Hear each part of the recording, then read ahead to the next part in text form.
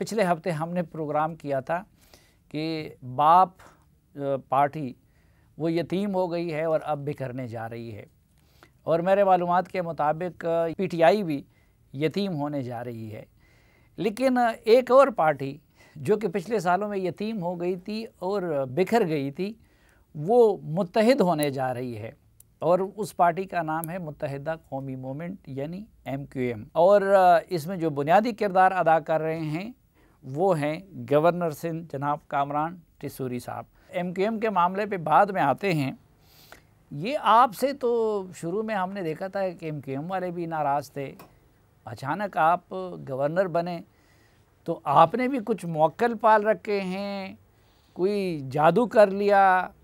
जिन्नात आपके साथ है, आप कैसे गवर्नर बन गए? चलें, अगर आप जिन्नात और मौक्किलों की बात कर रहे हैं तो बस दुआ कीजिएगा कि इन जिन्नात और मौक्किलों को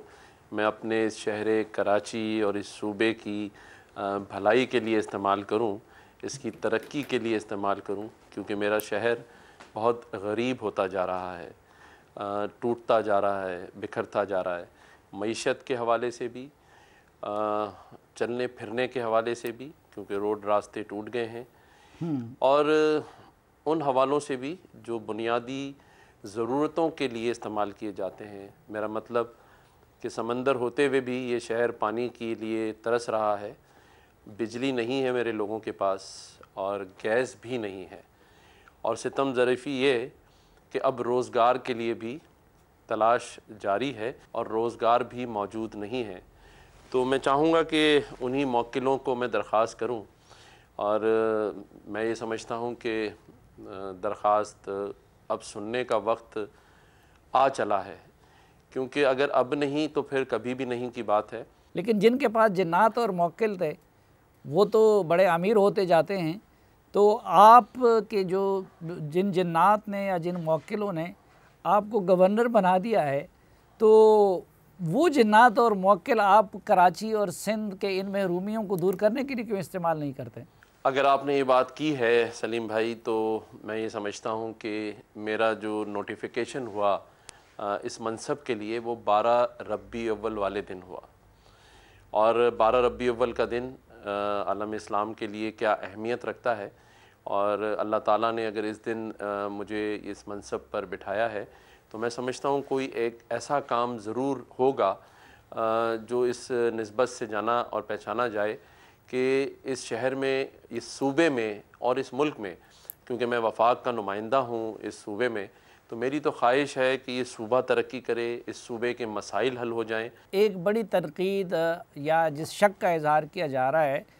वो ये कि जी आपने पैसा खर्च किया है और पैसे की ज़ोर पे आपने ताकतवर हलकों को साथ मिलाया है और उन्होंने आपको गवर्नर बनाया है। इस इल्ज़ाम में कितनी सदाकत है? देखें, पैसे तो इस शहर में बहुत सारे लोगों के पास बहुत बड़े बड़े पैसे हैं। मैं तो एक मिडिल क्लास का आदमी हूँ, शायद मेरी जेब तो अपने ख़र्चे पूरे करने के लिए ही नाकाफ़ी हो इन हालात में जब मईशत और कारोबार सभी के ठप हो चुके हैं। मैं इन बातों का भी जवाब इसलिए नहीं दूंगा कि कुछ बातें और कुछ सवालात जो लोगों के जहनों में होते हैं वो गैर ज़रूरी होते हैं और आपको वो अपने किसी एम में डिस्ट्रैक्ट कर देते हैं। मैं ये समझता हूँ सलीम भाई कि अगर आप इक़्तिदार चाहते हैं तो उसमें ताकत की बुनियाद पे ही आपको इक़्तिदार मिलता है, अदरवाइज़ तो आपकी पोजीशन ऐसे ही है जैसे आप काम बहुत सारा करें और आपको सिर्फ़ एक बख्शिश दे दी जाए। तो इस वक्त तो बख्शिश पे चल रहा है ये शहर, ये सूबा हमारे लिए कम अज़ कम, क्योंकि मेरी पार्टी MQM पाकिस्तान है जिसने मुझे यहाँ नॉमिनेट किया गवर्नरशिप के लिए।